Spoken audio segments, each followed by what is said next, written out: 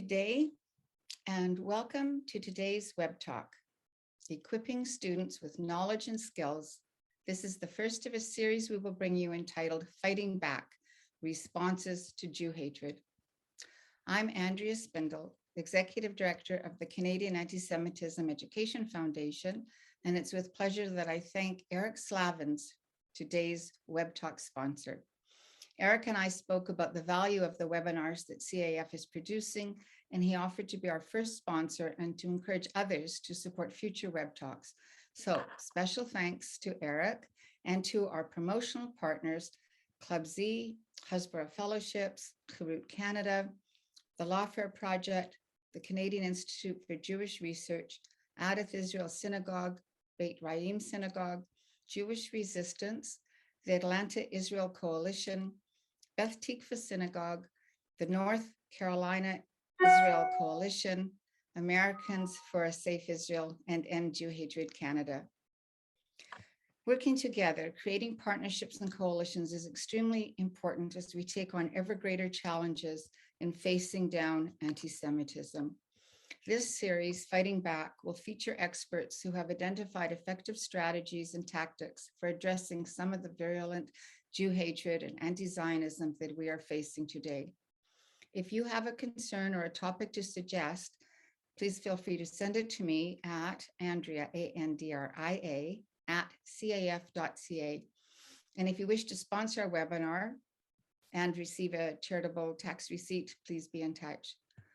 What was once inconceivable, that anti-Semitism would rise again in Western democracies, has occurred and is fed by the media, academia, political parties, faith communities, anti-Israel NGOs masquerading as human rights organizations, and a host of individuals who literally and actively support terrorism.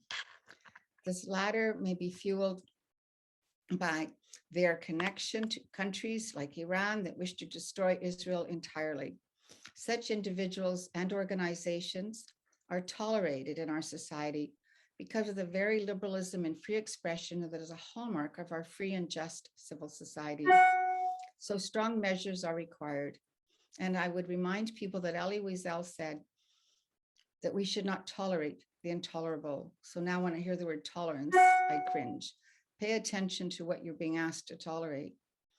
Today, it's my extreme pleasure to welcome two feisty, dedicated, smart individuals who have developed programs that deliver two important components in the fight to end Jew hatred. That is, knowledge to build Jewish and Zionist pride, and skills in standing up for Israel and the Jewish people.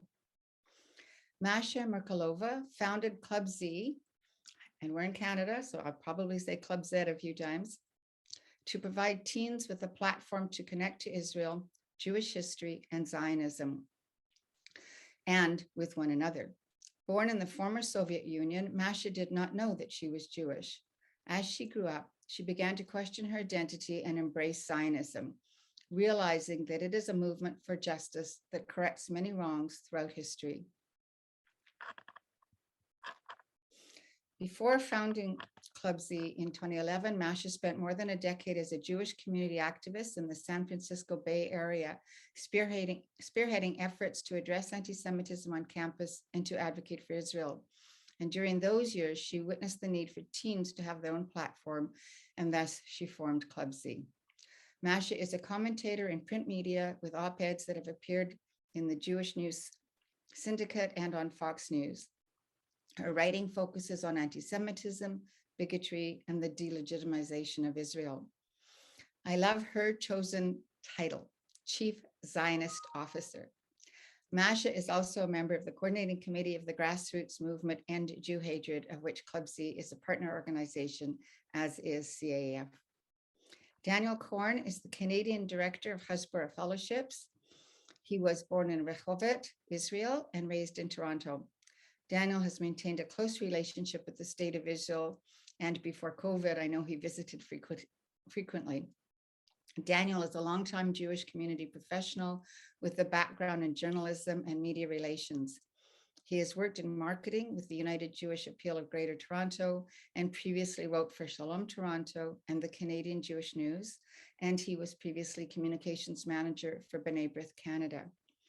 Daniel's media experience enabled him to shine a light on Israel and Canada's Jewish community, which he did by featuring stories about tech startups, interviewing notable Jewish celebrities, and covering news about Israel, the UN, anti-Semitism, and politics. Daniel has spearheaded several initiatives that promote Hasbara.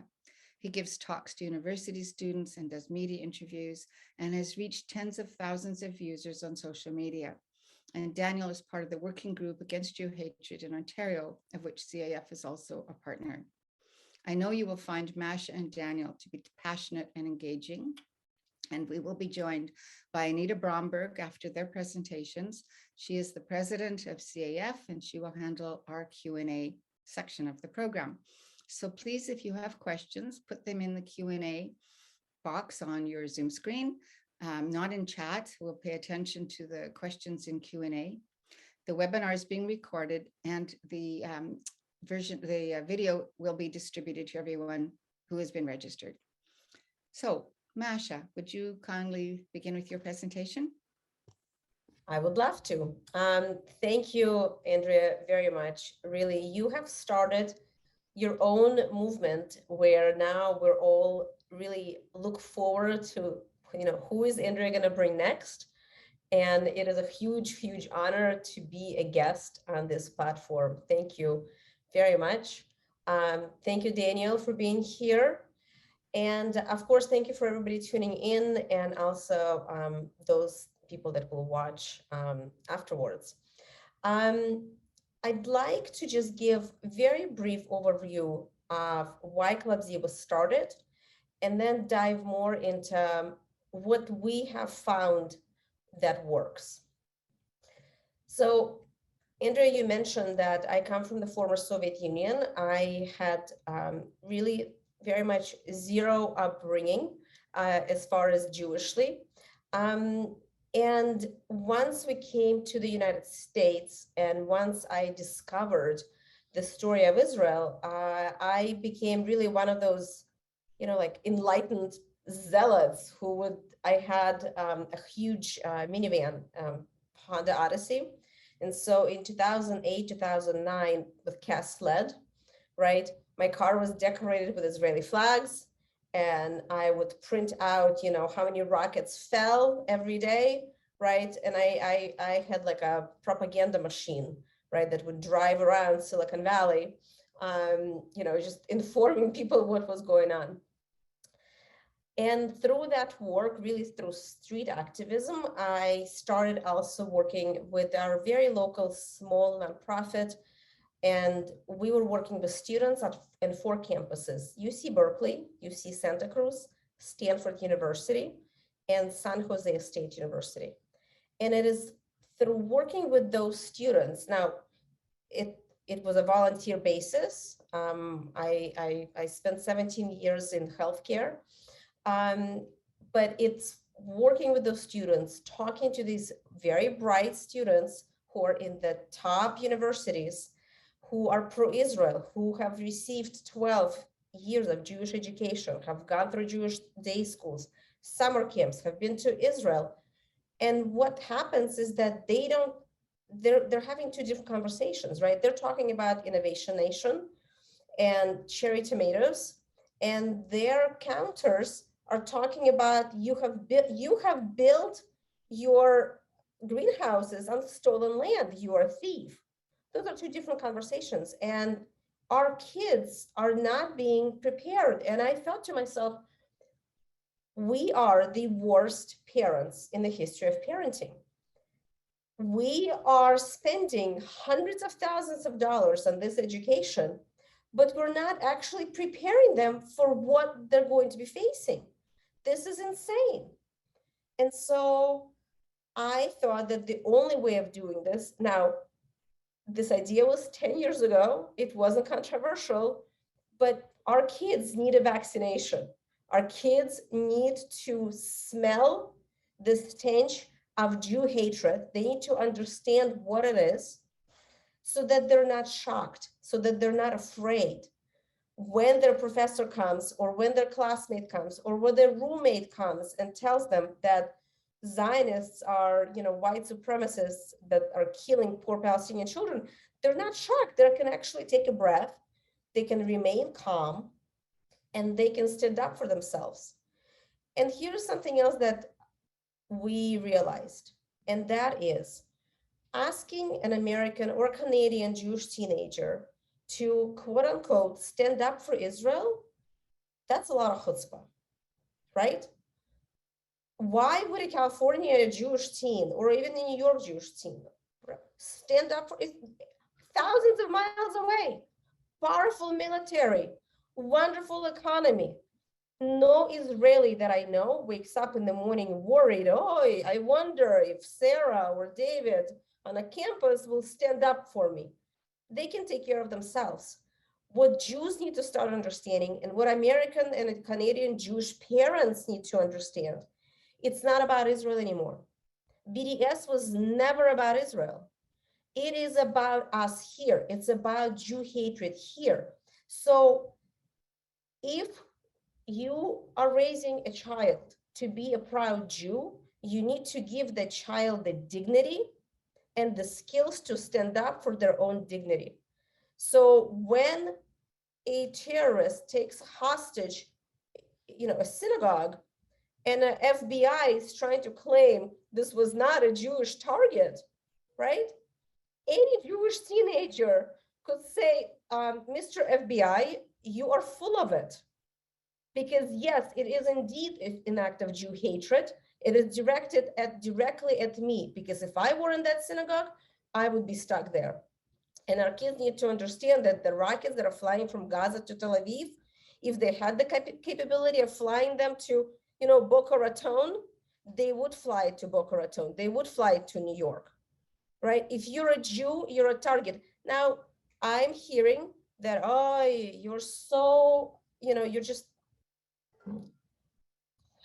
you are so, negative, Masha. Why are you scaring our children? All these things.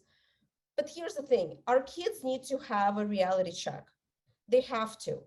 Yes to holidays, yes to all of the positive things that Judaism and being Jewish brings.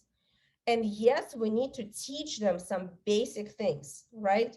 So why do our enemies have such an easy time?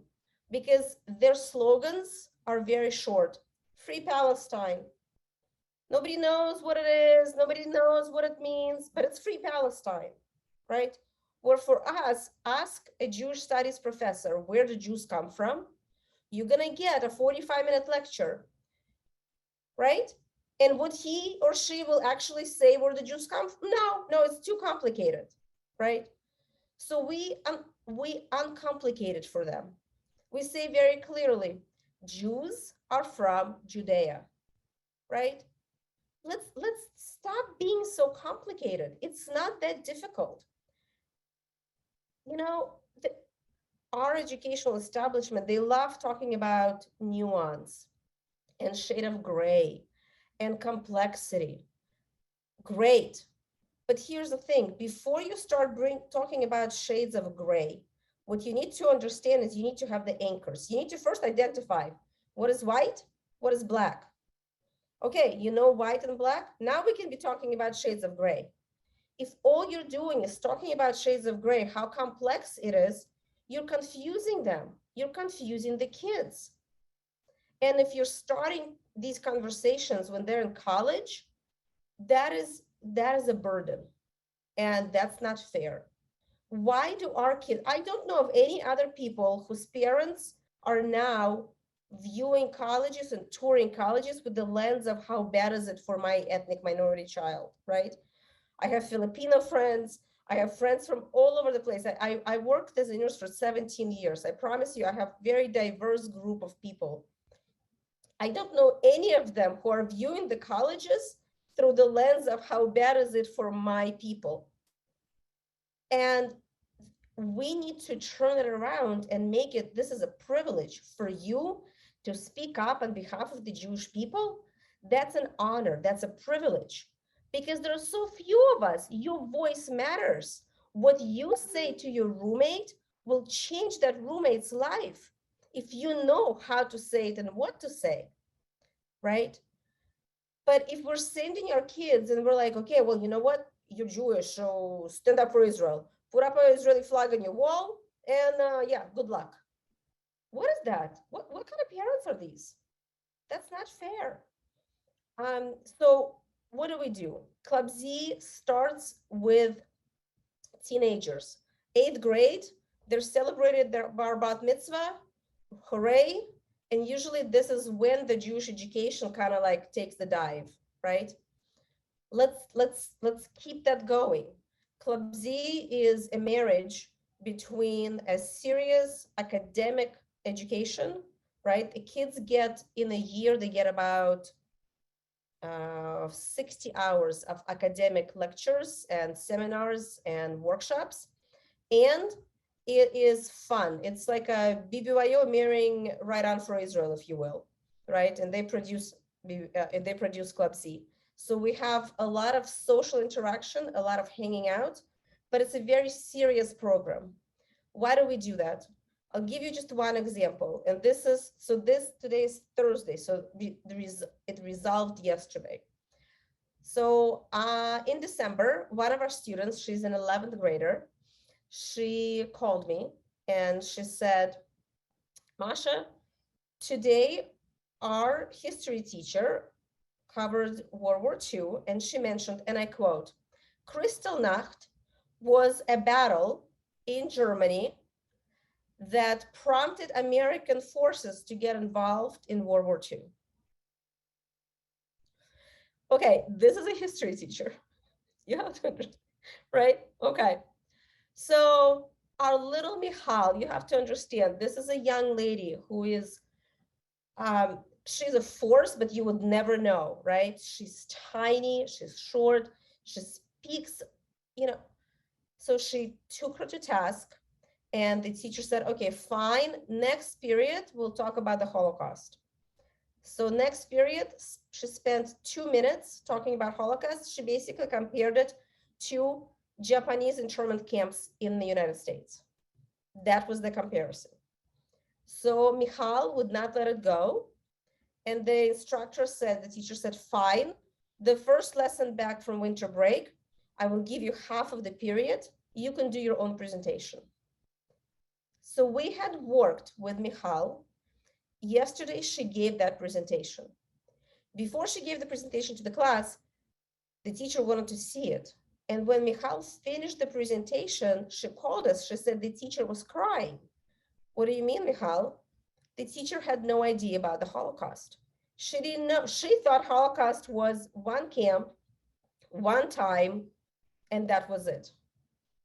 So now Michal has educated this teacher. Now she has educated 30 more kids in her class, and the teacher now has asked for her PowerPoint because she will adapt and she will teach it, right? Now, I have to tell you, what we don't do is we don't do Holocaust education. That's the funny part. But what we do is critical thinking skills and lots and lots of confidence building so that they can raise their hand and say, what you said is incorrect. What you said is factually wrong. Or they could write an email. But in any case, holding the adults accountable. That is the most important part, I think, that we need to do. And I will stop here for now, and I will let more questions come when they come. Thank you so much, Masha. I said you'd be passionate. You definitely are. So thank you for that. Daniel, would you please come on now and present? Absolutely. Thank you so much, Andrea, for having me here today. It is my pleasure and my honor. Masha, that was beautiful and touching and passionate. And, I would agree with pretty much everything that you said.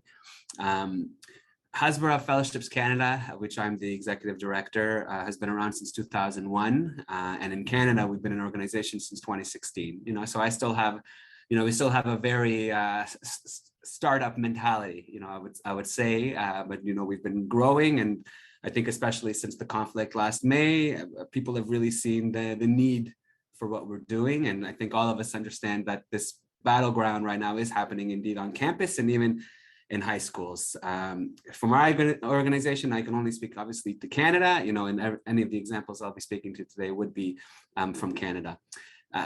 Our mandate, our mission is to empower students to advocate for Israel, to combat anti-Semitism, and Masha used this word, to be confident, because I can't tell you how many kids go to amazing Jewish schools like Chat or Bialik or Associated, and they aren't, and while they're taught a lot of amazing things about Judaism and about Israeli history, they don't get the practical skills, the understanding of how to combat BDS that they're going to come across on campus, anti-Zionism, and now especially in this virtual world, the incredibly prevalent anti-Israel movement that exists on social media. So what we do is we give these kids the confidence to speak up, very, very similar to as Masha was saying, and to refute the anti-Israel rhetoric that they constantly come across, and most importantly, to educate their peers, to educate those around them.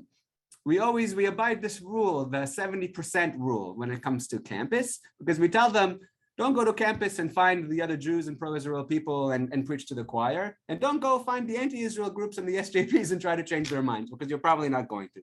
Focus on the 70%, the majority of students on Canadian campuses that don't know about these issues, because truly most of these students don't. They're apathetic or they're misinformed. They don't know much about Israel. They don't know much about Jews. They don't know much about the Palestinians.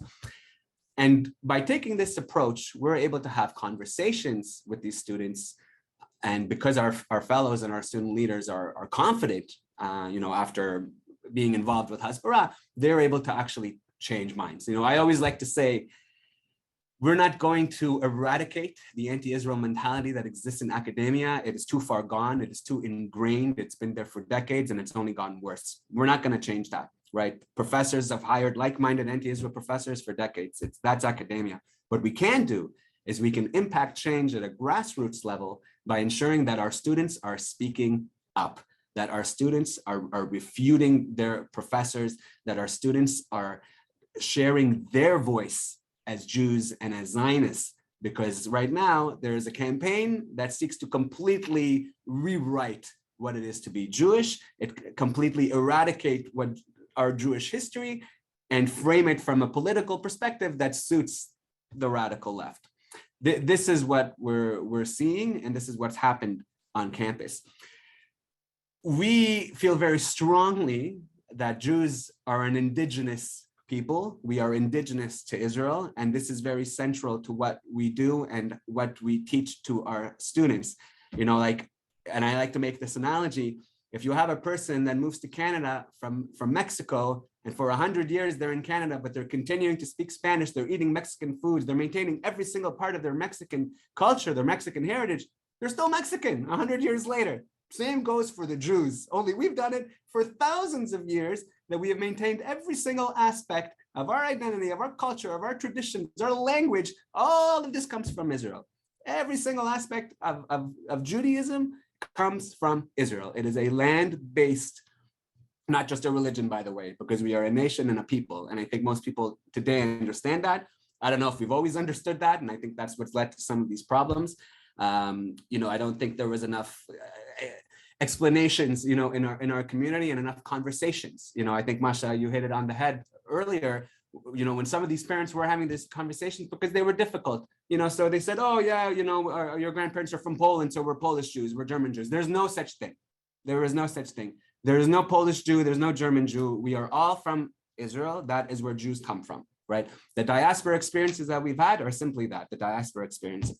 I'm Bukhari, my parents also from Soviet Union, but before the late 19th century, there was no Russian and there was no Soviet Union there, right? But still, Judaism was always integral, and even the language they spoke, Bukhari, is a Judeo-Tajik language. It's like our version of Yiddish, right? There's biblical Hebrew in that language. Why is that? Okay, because Hebrew was always instrumental to what it was to be Jewish. How our flagship program, I would say, with Hasbara, is we bring college and university students to Israel And while COVID has presented its challenges, we were still able to bring a few groups of students to Israel in 2021, and Be'ezrat Hashem were able to go back to normal in 2022. And the reason we do this, we bring them on an intensive 16-day advocacy training program to Israel, is there's no other experience that can replicate being there on the ground and seeing what apartheid, Kokoy apartheid. You're seeing individuals of different races, of different religions, of different colors.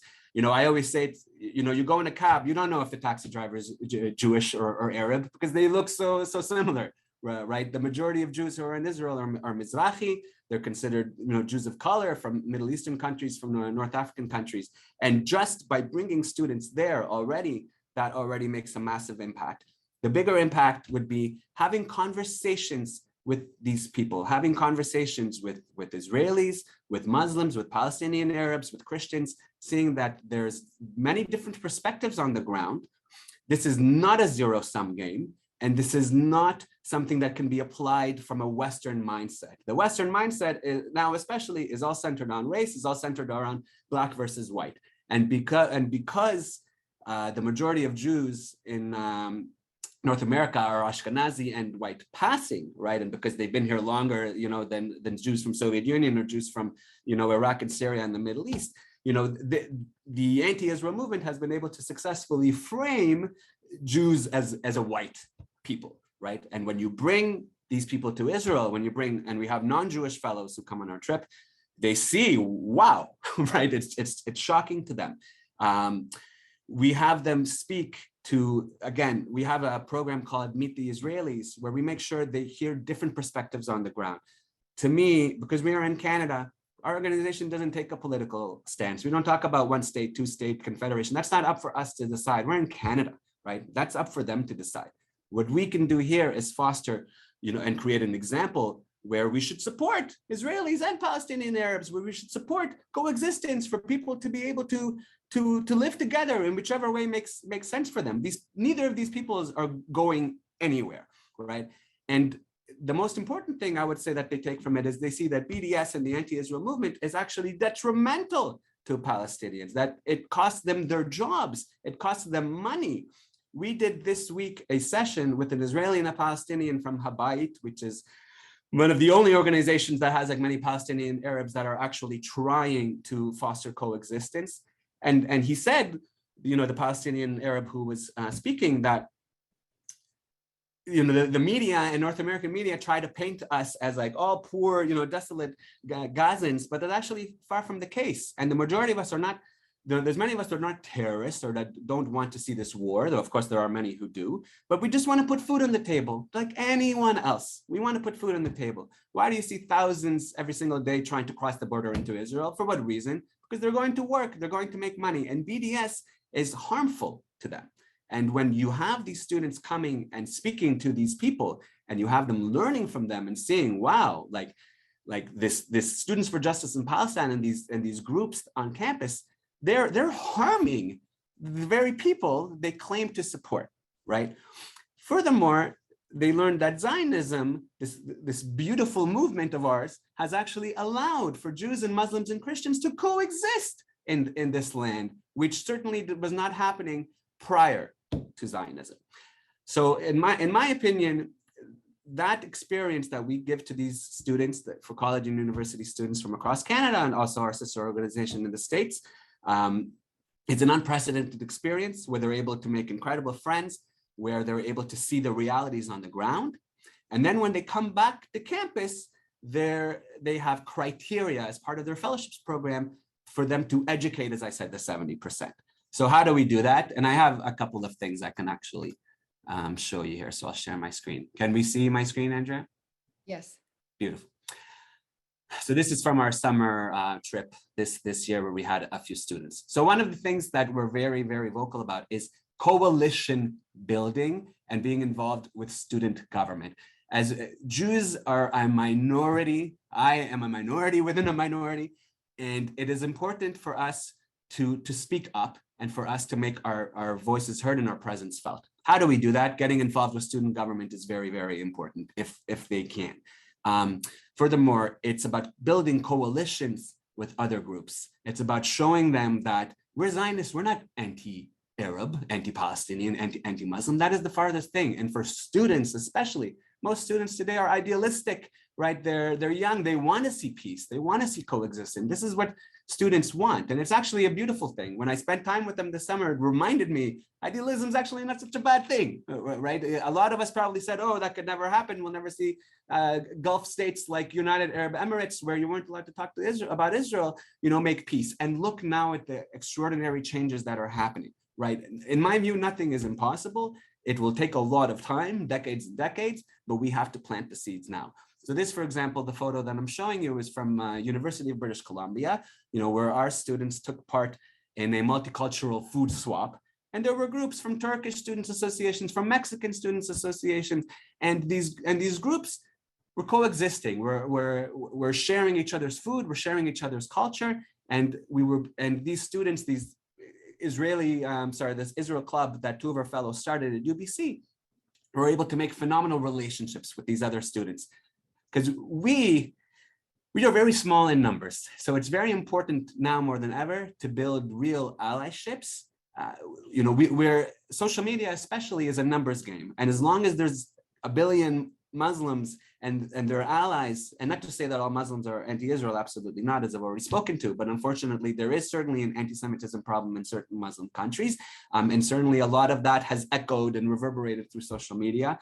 That's kind of led to this terrible climate where we are today. And we need allies. We need to speak up. We need to engage other groups. And it can't just be about us, because when we're going to other groups and saying, oh, I'm a Jew, number one victim of hate crimes, come and help me, that's not always going to sell. We need to be able to tell these students, we need to work together. We need to show those other student clubs and those other groups that we're going to work together on these issues. And that's what real intersectionality is. The intersectionality we see today, excluding Jews and Zionists, excluding Christians, excluding anyone who's white, that's not real intersectionality. That's not real peace and coexistence. So this is something that we believe very strongly that we try to do.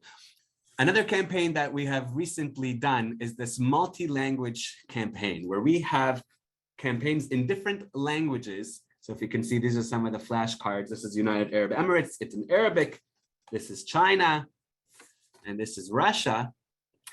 Okay, and it's meant to engage these other types of students on campus by saying, oh, wow, that's in Russian writing. I'm curious, what is that? Or the Arabic students that come across and they see, oh, what is that, right? And then we talk about the relationships that Israel has with these countries, the relationship the Jewish community has with these countries. It comes from a positive place. And this is our experience, that students on campus, the 70% that don't know anything, when you come to them and you start telling them, oh, the Free Palestine movement is evil and they're trying to do this and they're trying to do that, it doesn't always sell. It doesn't always sell. It does require a conversation. It does require dialogue. So when we're able to start a dialogue, when we're able to engage these other students and explain to them where we're coming from, it leads to real conversations, to real movement, to real growth. And that way they're able to see, wow, these Zionists are not that bad at all. I don't know what the anti-Israel movement is talking about, right? So this is an important and an impactful way that our students are able to build relationships with other clubs on campus. Now, we are also very active in terms of advocacy, and I can spend 2 hours talking with you about all of the things that we've been doing, and unfortunately, there's no shortage of anti-Israel campaigns and anti-Semitic campaigns that we see on campus. Just this week, there's one happening at UBC on Saturday. They typically always happen on Shabbat. There's one happening at McGill on Sunday. U of T has been notoriously bad. And what I'm sharing with you here today is something I'm sure anyone who's based in Toronto has heard of, where the U of T Scarborough Student Union had basically said, we're not against Jews, we're against Zionism, so for anyone who's part of our student union, you can't support Israel in any way. Students, if you're pro-Israel, you're not going to get funding from us, you're not going to have support from our student union. And they went so far as to say, if you want kosher food, you have to make sure that it's coming from a caterer that does not support Israeli apartheid, right? And in Toronto, and then I'm saying that the whole diaspora, it is impossible. You're not going to find a kosher caterer, because most people who are kosher and most caterers understand that Israel is an integral part of being Jewish. It is part of the Jewish experience. It is part of the Tanakh. It is part of the Torah. It is part of everything who we are as a people. Our organization, fortunately, that we have incredible fellows who were active at this campus, we were the first organization to speak up, to say that this is absolutely ridiculous. We called on the president of U of T to put out, to issue a reprimand. And within 24 hours, surprisingly, because this university unfortunately hasn't always been quite vocal, did respond and did say that this is ridiculous. And the student union was forced to remove the part of the kosher food. And I'll say that actually doesn't matter because their support for BDS stands. Their clause about we will not associate with people who are pro-Israel stands. So to me, any student who is pro-Israel that wants to receive funding from the student union will not be able to do that. And this is, I would say, speak to the volume of what we're trying to do with Hasbara in terms of our students. We are not an advocacy organization. We are an educational organization. We educate our students, we empower our students for them to be the advocates, for them to speak up, for their voices to be heard. And Gabriella, for example, is a fellow at the student union. She at U of T Scarborough, she spoke up. She made an impassionate speech. And while they still, passed this ridiculous motion, it didn't go without many students hearing, this is the Jewish perspective. Our voices have to be heard, right? I mentioned Jews as an indigenous people. I can't tell you how many times I've had students who've heard their professors in classes that have nothing to do with the Middle Eastern conflict or Israel whatsoever, say that, the Métis people in Canada are indigenous, just as the Palestinians are indigenous to Palestine. And for students that are listening to that, it's very easy for them not to speak up. It's very easy for them to be like, okay, well, this is such a while ago, I'm not going to say anything. And what we do at Hasbara is to tell those students, you do need to speak up because we have the unique responsibility of every single Jewish person, and not just every single Jewish student, every single Jewish person, in my mind, we have to speak up. We have to make sure that our voice is being heard, because if not, the anti-Israel movement and the fringe elements of our community are trying to rewrite what it is to be Jewish.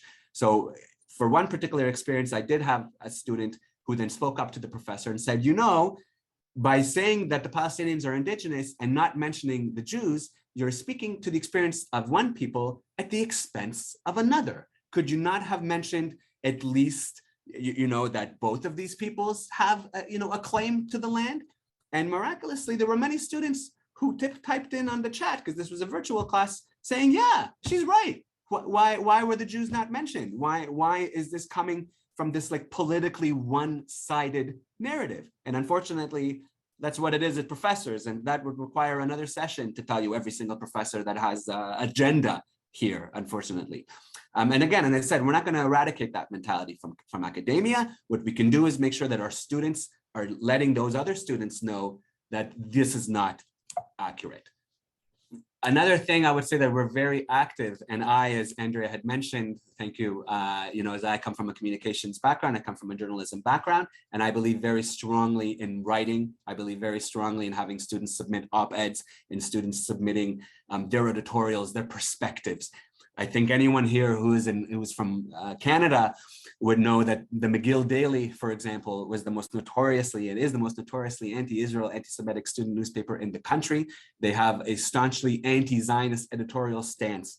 And we have worked with our students to ensure, despite this stance, that our voices are heard, that these Jewish students are heard. And this is from one Jewish student that even she graduated last year, and we actually still chatted today, because try to maintain a great relationship with these students. Also because we don't want them to just be advocates on campus. We want them to be advocates for life. We want them to be advocates as professionals, advocates as lawyers and as accountants and as chefs and as entrepreneurs. And this is an article you can find online. I'm just sharing the first little bit with you here, where this student was able to say, right, that Zionism is an integral part of her experience, that she was condemned and assaulted and harassed on this campus for being a Zionist, and that if you truly want to be inclusive the way that you say, McGill Daily, then Zionism needs to be included. And believe me, it took months to get this published because they tried to get around us, but still we were able to get it published. Otherwise, and I can just share briefly, we have students who have been published in Jerusalem Post, who have spoken to anti-Israel professors, who have made a hostile climate for them, students who have responded to ridiculous editorials. This was published by a professor at Sheridan College that is overwhelmingly riddled with inaccuracies and falsehoods and blatant lies about Israel and the Jewish experience. And again, we always ensure that whenever this stuff is coming out, that our students are able to refute it. And of course, we like to make sure that they're being proactive as well, that they're sharing their experiences without having to respond. But unfortunately, there's so much dreck that we can find, that we do ensure that our students are speaking up. In this particular incident, the student was afraid, because there's such a hostile climate, but she remained even anonymous. And that's something that sometimes we have to do if we can still get their voices out there. Otherwise, we try to make sure that our students have a voice, have a platform. We have a video series called Convos with Zionists on Campus. We've done, this is why I didn't put it right away on slideshow. We have a sticker campaign that we do. This is actually something I'm quite proud of, because anti-Israel activists hate when you say peace for Israelis and Palestinians. They come after you when you say peace for Israelis and Palestinians. And when you think of always, again, the 70%, when you see non-Jewish students who see one group of students who are saying death to Israel, and another group of students, the Zionists, who are saying we want peace and prosperity for both peoples, that we want to see these two coexisting, the ones with any half of a sechel understand that, wow, again, these Zionists are not that bad. That these students who are advocating for Israel are actually advocating for coexistence. They're the ones that want to see prosperity for Arabs and Palestinian Arabs in the land as well, which is why they're bringing up that BDS is to their detriment. So it's campaigns such as this, and I can go on and on and on. Obviously, I don't want to go over my time allotment. That I would highly recommend, if you even Google Hasbara fellowships. Last thing I guess I would say is, I was only been speaking about the college university program. We also have a high school program where we work with high school students. We don't bring high school students to Israel. That's something that we do once they get to college university, and most of our high school students then join the fellowship. But we do offer weekly webinars. We have them meet, we're having one now coming up with Arab leaders such as Bassem Aid and Mohammed Kabiye. We've had them speak to prominent media individuals such as Mike Figelman of Honest Reporting Canada. We teach them what they're not learning in school. We teach them about the anti-Israel climate they're going to experience depending on the campus, and now especially in the virtual world, how to respond to the anti-Israel myths and falsehoods that they're seeing on social media. And there's a specific way to go about it. There's algorithms. For example, if you go on somebody's feed and it's an anti-Israel person and you're typing on their wall, a lot of the times that doesn't help. As if anything, the algorithm actually attracts more animosity and more anti-Israel content to that wall. And what we've learned from our experiences is that we have our students directly message their friends. And the last analogy I guess I'll share with you is, in the conflict in May, there was so much propaganda and anti-Israel and anti-Semitic content that was being shared normally by all of these people. And we have to remember that a lot of these people, sometimes they don't understand this is anti-Semitic. They don't understand why from the river to the sea is an anti-Semitic slogan. And we have to educate them. A lot of the times by saying to them, you're anti-Semitic, doesn't always help. They might be ignorant, they might be misguided, they might not know. So I can share so many experiences of our high school students who directly messaged their friends and said to them, I don't think you know this, but actually this Free Palestine movement is not supportive of two peoples. It's not supportive of peace. It wants to see Israel destroyed. It wants to see the Jews being the wanderers of the world. We do not deserve a sovereign state. Everybody else does. There's no conversations about Jordan that was established in 46. That's a new country. Where are the conversations about that?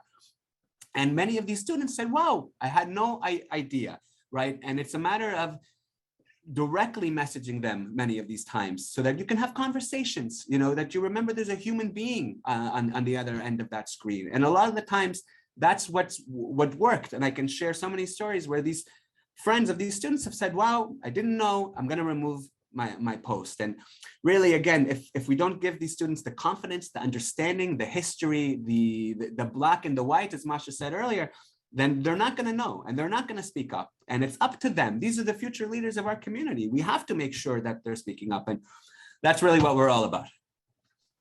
Thank you. Thank you very much. Okay, that was a lot of material, and I appreciate both of you being so passionate and focusing on some of the same things about building Jewish pride and resilience by giving kids information.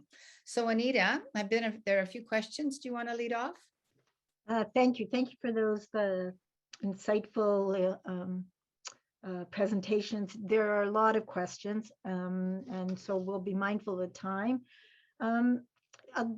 I take from the people signing here, and we have a great audience today, that a lot of our audience are parents, grandparents, educators.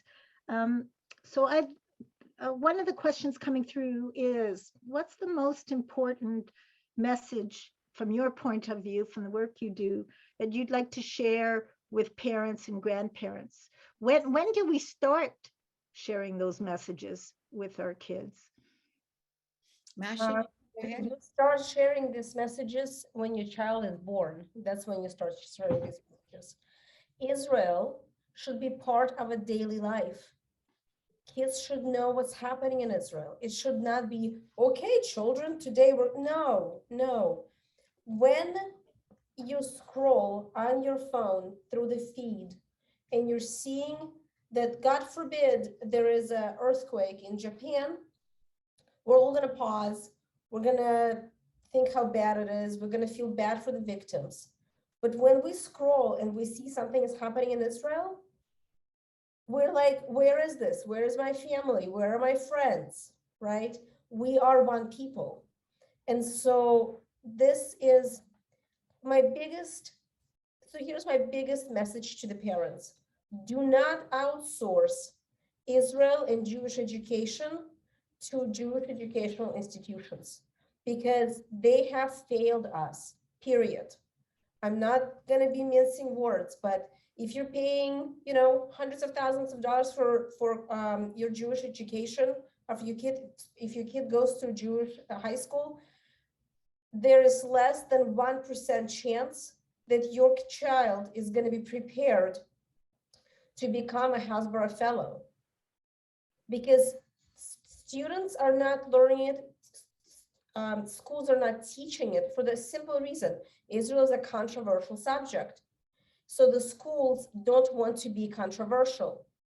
Schools want to please everybody. This is why Club Z exists. This is why we're independent. This is why we're not part of any other organization, because I need to be able to set my own agenda. I don't want to be listening to somebody who is telling me that I need to bring equity training, or I need to bring this, or I need to bring, no, I don't. I need to focus on what I do. And what I do is I'm raising a generation of activists and advocates who will then network together with each other, who will help each other, who will never be felt alone on a college campus. So one of the things that we do, so to graduate, for example, to graduate from Club Z, you have to be in Club Z for 2 years. And one of the graduation requirements, you need to go to anti-Israel events at least 4 times. So at least 4 times you have to go to anti-Israel events. Now, I want to know, there's more than 100 people on this webinar right now. I want to know of the adults, how many of you have gone to anti-Israel event? Very few. So here's your challenge for the next 6 months. Find legitimately anti-Israel event. It could probably be in your local synagogue, to be honest. Go to that event and try to sit there and not lose your stuff, right? Try to have an articulate, calm conversation. You will not be able to. You will be red in the face. The steam will be coming out of your ears because this is so ridiculous. But this is where you're sending your child to by themselves, thousands of miles away from home, right? Why do they need to go 4 times? Because the first time they go, they come out and they are distraught. They don't know what to do. They all say, oh, we thought you exaggerate, but this is so much worse. By the second time, they're able to just sit calmly and listen. Third time, my challenge to them, raise your hand and ask a question. This is a technique, right? This is a technique that I'm sure Hasbara Fellowship also teaches. What's the best way to expose a speaker? Ask them a question. And we already know everything they're gonna say, right? So it's very easy to come up with the questions. And the fourth time, my challenge for them is ask a question and then quickly do the follow-up question, right? One of the things that right now, the anti-Israel groups on campuses, they wisened up. They don't want outsider groups to come in, right? Mhm. And they will say, it's only open to students and college affiliates. Great, donate $20 to the university. Boom, you're a donor. You're associated now. Are they gonna turn down a donor? I don't think so. Start getting creative. Adults who have flexibility in their workforce, in how they work themselves, start taking community college course on Middle East. You have a full right, just sign up. You don't care about the grade. Raise your hand, show those students. Understand it on your own skin what it feels like. There is so much we can do as a community, not just oy vey, right? We're sending your kids to the war and we're not providing them home front and we're not equipping them with anything. Start getting creative. I don't remember what the question was, and I don't know. You've answered it, Masha, beautifully. Daniel, I actually want to ask you another question in the interest of moving on to some of the questions, but Please. feel free to jump in on any point. But I personally read, and one of the audience raised this, Yair Lapid, Foreign Minister of Israel.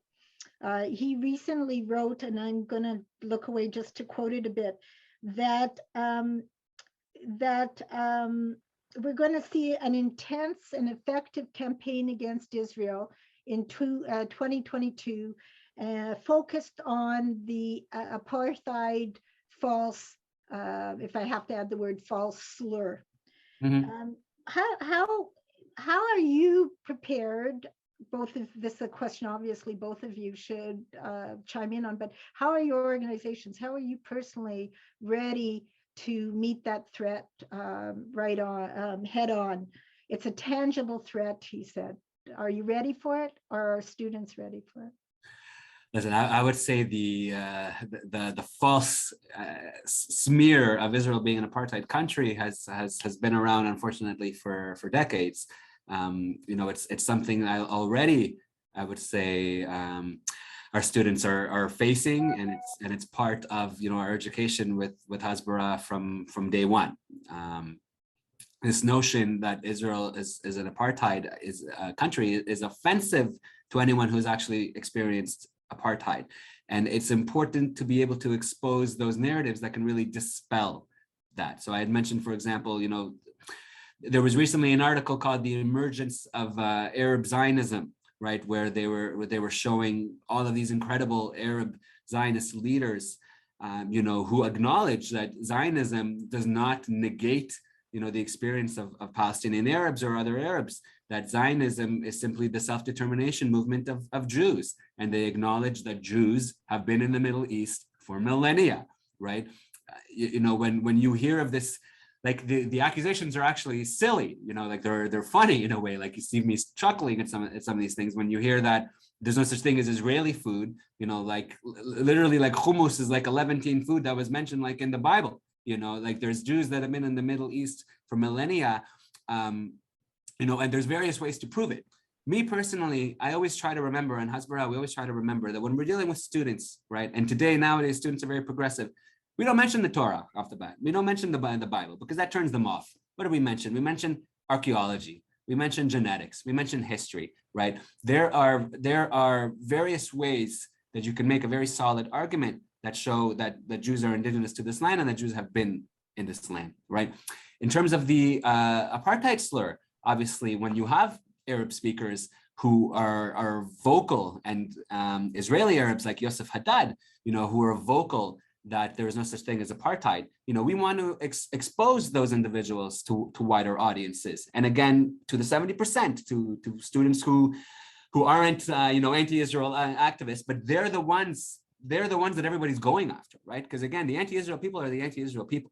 If we're able to educate the masses proactively that there's no such thing as apartheid in Israel, and elevate the voices of those people sharing this argument, that makes an impact on them. For example, we recently hired a few months ago, our new social media coordinator is a, what's his Twitter handle? Blunt Black Jew. He is a strong Jamaican Jew, who is a staunch Zionist and who can speak as a Black person that the slander of apartheid is absolutely outrageous. And when you have someone like him and many others now who have been vocal in this arena, who are able to refute this notion of apartheid, it's impactful to this audience, right? Like, we always have to remember who is our audience. It's unfortunate today that any of this matters. Facts should matter regardless of where they're coming from. But this is something that they've done very well, right? It's a matter of not just using words, it's a matter of showing up. And that's what the Palestinians have done. They've shown up, right? They've shown up for indigenous movements, for BLM, for all of these social justice causes. They're there, they're using their pronouns, they're showing that this is their fight, right? And when we don't do that, when we don't take part in that fight, when we don't show up, then they say, oh, the Jews aren't showing up because they're whites, they're police officers, Zionists are cops. How many times I've seen that phrase, right? So we have to change the way that we're doing things. And especially with students, this is something that they are doing. If they want to get by in this new world, in this progressive world, this is what's resonating with people. When we show up, when we are sharing our voices and say, there's no such thing as apartheid in Israel.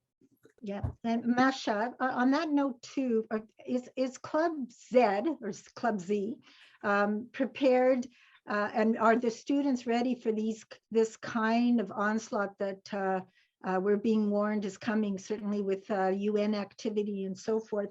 And I just want to throw in a related question: whose club? The question goes along the lines, there's so many different Jewish organizations, Jewish advocacy groups. In your preparing students for the onslaught, who are you working with? Who should we work more with? Are you working with synagogues? Are you working with Birthright? There were a lot of questions around that. A lot of questions about type that. Of thing. So let's see if I can do it in my circular way. Okay. To answer your first question, are we prepared? We're like the Soviet pioneers, we're always prepared. There was the Soviet communist youth movement. Be prepared, always prepared. Why are we always prepared? Because we're not reactionary, right? Because we do the deep work. We don't do talking points. Talking points come, last semester, last session. What we do is the deep work of education. Now, if you look at our mission statement is actually not to educate, it's to build a network of educated Zionist activists. But since we don't trust anybody else to do the proper education, we do it ourselves. I can tell you that for our teens, our 150 teens at the time, had a completely opposite experience of May 2020 war. While everybody else was just distraught and they were getting slaughtered on their social media, our kids, I can't say that they were having fun, but they were so prepared and so ready. Our chat, we have a Facebook, WhatsApp chat. It was active 20 hours out of the 24 because we're bi-coastal. And the entire staff and our alumni were on it, supporting the teens, right? And we did like, okay, I'm getting this on my wall that I posted. Can somebody come help me? And everybody goes and helps them. Or what do I say to this? Can I get a resource for that? Right? We worked together like a hive. It was actually amazing to see. And it happened only because, again, proactively, it was May of 2020. And I'm like, we haven't had a Gaza war in a while. We need to prepare our kids for it because it's coming, right? And we just happen to have probably 10 hours of instruction about Gaza, the history, all of the things. And then by order, it was ready to go. By the way, who hosted pro-Israel rallies in our cities? for example, in Charlotte, North Carolina, we were the only group that came out and hosted a pro-Israel rally during that war.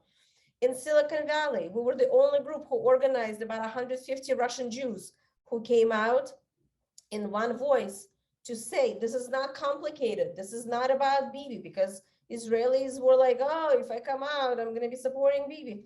Stop overthinking this. This is not about politics. This is about us having the right to live in peace and quiet. That's all it is. You asked me if we're working with other organizations. So since this last Gaza war, I think more and more Jewish organizations are waking up and realizing that they are in fact not doing what they're claiming that they were doing. And so more and more organizations are reaching out to us. However, I have to tell you, it's upstream, correct? Because if it's hard to admit to your donors, to your board, to your constituents, that you're in fact are not doing what you're saying you want to do. And also this myth, I wish we could work towards Ahdut, towards Jewish unity. We're still have a long way to go. And at the same time, that what gives you and me the freedom to do what we do, right? So if somebody wants to bring us, they have the plausible deniability. Oh, it's Masha and Club Z. Oh, let us come and educate and bring you into that network, and you have the the image of the nice middle person, because we're not middle. We're very much in Zionist camp, right? We're not a pro-Israel organization. We're a pro-Jewish organization. And we're not shy that I'm saying, yes, everybody needs to be an activist, every single one of us. You don't have to stand in the corner with a flag. That's what we did two weeks ago. You could be putting the flags on together. There's lots of jobs for you to be an activist and a leader. Not everybody has to be with a bullhorn, but everybody needs to be part of the effort. Andrea, do we have time for a couple more I was questions? going to say maybe two more questions, and then we'll wrap. To our engaged audience, we will look for resources to share. Both organizations, as well as CAEF and the many sponsors that we have a wealth of it. The question is how to get it out there and get people using it, I think. So along the resources type of line, people are asking, you mentioned, Masha, slogans. What's going to be the slogan for 2022 then? It ties into another question, is how do we tackle social media with where there is such an onslaught? Is it about slogans? And what would be your favorite slogan for 2022? But see, here's the thing, right? We're people of the book, and we really hate reducing anything to slogans. But this is, we have 7 seconds to capture somebody's attention, right? So to be honest, me personally, I would love to popularize the slogan Free Israel, because what is Free Palestine? I don't know, but if they can say Free Palestine, I can definitely say Free Israel. I had that sticker on my car, by the way, once, and I ended up parking next to the person who had Free Palestine sticker. It was great. But for now, I think we should really start drilling into our heads. This is something we do with all of our new students. I ask them a question: where does your family come from? Right? Mm-hmm. And then they go, oh, from Poland or Belarus. Okay, what about them? What about their grandparents? And that's when they realize we are from the Middle East. We are indigenous to that land. Right. Right? And so, yes, hummus is a traditionally Jewish food. And yes, by the way, kafia is a traditionally Jewish headdress, right? So all of these things, and you could see the teens all of a sudden realize, oh, I'm indigenous to something. This is so cool, right? You can literally describe Zionism as it's an indigenous rights movement. That's exactly what it is. Because that's correct. It's a correction of a 2,000-year wrong after we were ethnically cleansed. And that's the point. We need to use that language. We weren't exiled. Was there an exit sign somewhere? And we just orderly exited? No, we were ethnically cleansed, which would be using that words, using that imagery, because that's what works. And also we should be appealing to emotions. Yes, facts are very important, and facts matter above all. Truth matters. And yet, how do we get to those facts? Through emotion and through empathy and through sharing a meal with somebody and saying, listen, let me tell you from my perspective. Let me tell you what my family have lived through, right? And it's okay to say to somebody, listen, if your family was, kicked out of their home, that sounds awful. War is a horrible thing. That's right. And if this was done illegally, I will stand with you. And I will make sure that you guys get what you deserve. Will you stand with me? Right? Because the standing with others we need to be starting demanding. It's a two-way street. We cannot keep standing for every social justice movement with zero expectation. I have an expectation. Well They said. should be standing with I me. take from your message that part of the slogan is embed, or at least to embed in the slogans, is a sense of Jewish pride. Perhaps Daniel, what do you think about that? Is that part of your social media techniques? Is 100% Jewish. The reason we're seeing advocates like Ben Freeman, for example, who literally wrote the book on Jewish pride, it's because we're sharing personal stories, right? Personal stories is what gets through in the social media world. It's no longer big organizations at big money. It's personal stories. It's organic. It's coming from the heart. It's real, right? This is what's cutting through, all the BS that you see on social media, and there's a lot of it. Jewish pride, I think, is a big aspect of that. I think Jewish indigeneity, explaining that Jews are an indigenous people, explaining that Jews are a people, right? For me, the slogan is Judaism is not just a religion, right? I am not a religious person by that standard, but I'm religious about my Zionism. I'm religious about my language, my culture, my traditions, right? I've been Jewish my whole life without having to go to shul every single day. That's not what Judaism is. And the problem is we've tried to explain Judaism in the sense of North America, in the sense of other religions, in the sense of other peoples, and we're not. We're a unique people. We have kept this up. If we didn't keep it up, then I wouldn't say we're indigenous to Jews. If we just dropped it and we're like, oh, okay, now I'm just Canadian, I'm gonna have a cheeseburger every day. No, that's not who we are as a people, right? It's never been who we are. This has been integral to our identity. It always has been, right? And it's something that we have to understand. It has to happen first in our community. We have to understand who we are and where we come from. And when we own that, when we own this important part of our identity, that's what comes across. That's when people say, oh, wow, I didn't realize that. And it is a matter of having conversations. So it's Jewish indigeneity. I think it is Jewish pride. It's Zionist pride. It's owning this word Zionism. It's sharing that there's absolutely nothing wrong with being a Zionist. People call me a Hasbara agent. Hasbara means lehasbir, to explain. There's nothing wrong with explaining, right? Let them continue to do what they do. It's not a matter of always getting into arguments with them. As I said, it's a matter of educating and empowering.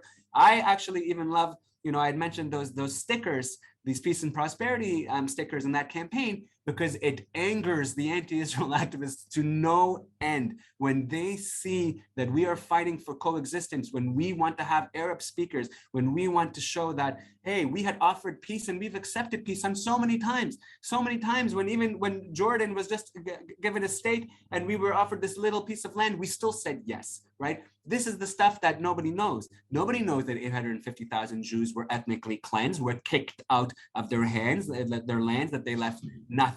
And I think now that you have advocates like the Ben Freeman, like the Chen Mazigs, like the individuals who are sharing these stories need to be elevated. We need to continue to ensure it's not just the Jewish community listening, though we do need to listen, but it's outside and external communities as well. There's no such thing as what does a Jewish person look like, and that is propaganda that I think in our own community we've legitimized it, because there's only been, and that also to me isn't a matter of racism in the Jewish community. It's a matter of immigration.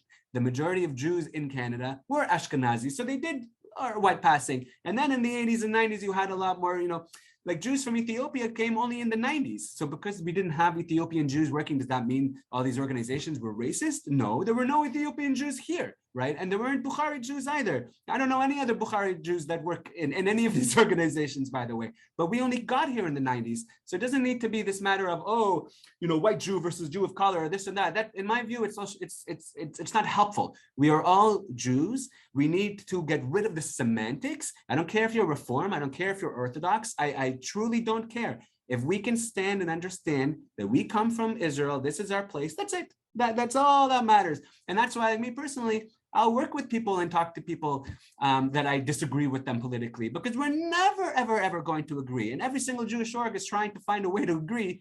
That's a waste of time. We need to agree on what matters, because the other side, they are united. They are not bickering. There is no BS about semantics and this and that. They are on the same side. We have to be on the same side, right? And I guess the challenge with us is now ensuring that everyone is, because unfortunately we do have these fringe groups. We do have radicals in our community, and you certainly have people trying to exploit us, to advance their own political agenda. That's why we have to be loud, we have to be proud, and every single person needs to use their platform, especially students, because they have it. And it's, again, their unique responsibility to do so. I'm going to jump in. Thank you, Daniel. That was very fantastic. much. I appreciate it. I need to say to everybody that CAEF has been very proud and happy to work with Hasbara Fellowships and with Daniel, who's a joy to work with. I'm going to, Anita, just ask Masha to wrap up with the single message, because you're in the States and we're in Canada, but we are cross borders through the virtual world. Can you say something that would help us in Canada understand how we can collaborate? I don't know if you have contacts here. I'm not suggesting one more organization be established, but given what I've heard from you and Daniel, you have a lot in common and a lot to offer all of us. And it's mostly parents and grandparents listening today. And I do want to acknowledge a couple of special people you may have noticed in the chat. I really want to say welcome to our Afghanistan, Israel members who are here from Afghanistan. You're very special to us. So Masha, could you just give us a few thoughts for the end before I then tell people what our next program will be? Yes, of course. Thank you. So listen, we do have an online chapter. So I strongly suggest that if you have grandchildren or children who are in high school who would like to join us online, right? They don't have to live in one of the places where we have chapters. They can just join us online. And once a year, we just wrapped up. Once a year, we host a conference that is the unique thing about this conference is the only conference specifically for teenagers on Zionism, right? It is definitely a highlight. It's the most amazing gathering of Jewish teens and most amazing speakers. And then here's the thing, the biggest thing, parents are still the biggest influencers in their teenagers' lives. So what you need to do is you need to yourself get educated. Read, follow Anita's everything that she writes and posts. On our Club Z has a YouTube channel. On it, we have hosted a lot of webinars, a lot of speakers. So Sheikh Jarrah right now is again in the news. We hosted Avi Bell back in May, who gave an amazing presentation. We hosted Ragavim, who did an amazing presentation about the land and rights and all of these things. So you need to start getting educated yourself. And somebody commented about it, I think it was Larry Greenberg, who said, listen, parents sometimes themselves don't have Jewish pride. That is true. Parents a lot of times are afraid. They don't want to stick their kids up. They don't want to be visible. This is not the Russian Jewish way of doing things. We stick our kids up, and like if somebody hurts you, you're gonna hurt them back twice as much, and they'll never hurt you again. And I think we need to start demanding respect, and we need to start demanding dignity for ourselves, and that way the others will demand and expect the same. So my biggest thing is, dear parents and grandparents, educate yourselves, make Israel a normal part of life, and that way kids will think of it as a normal part of their Jewish identity. We cannot allow people divorce Zionism from a Jewish identity. We are one. And Daniel, I could not agree more with you. I am like, Black Jews? What is this? Jews of color? Like, what is this? If there are Jews of color, that means there are white Jews. I'm not a white person. I'm a Jew. There's no such thing as a white Jew. There's no such thing. We need to stop falling into their traps. So, Like for me, because everything is with students, right? And students are very progressive in this way. I'm not against like whatever terms they want to use. Like I do know, many Jews who refer to themselves as Jews of color, sababa, like whatever you want to refer yourself as, that's fine. I don't think it's helpful for us when we use it to divide ourselves. And that's what I mean. Like, to me, there's no such thing as white Jews. Jews have never had white experiences. We are not from white countries. You could say white passing, and even that I think is a stretch. I would prefer it, as you said very, very eloquently, that we focus more on our common ground, on what unites us, right? So that we can be a united front, because we are all Am Yisrael, and that is the only thing we need to remember. Thank you so much, both of you. Oh, two strong Russian voices here. You guys are amazing. And I'm not Russian. We're not dividing. Okay, I look forward to bringing the two of you together to have the most amazing ever, right? Thank you. I want to just mention to everyone who's listening, first of all, thank you for being here. We will send everybody this webinar plus other notices of webinars that are scheduled to come forward on Sunday morning at 9 a.m. We invite you to tour Haifa with the Atlanta Israel Coalition, and we've partnered with them, and they have a beautiful program. And our next in the series on responses to Jew hate, fighting back, responses to Jew hatred, we have Brigadier General Amir Avivi on February 3rd, giving us a lecture on new approaches. He is the founder of the Israel Security Forum. Some of you may have heard him last year. And somebody that Daniel, I know, is very fond of, Hen Massig, will be doing fighting back on how to handle social media in the future. So maybe we'll partner with the two of you for that one as well. Thank you, everyone, and thank you to our speakers. Thank you, Anita, and everyone. Have a wonderful day.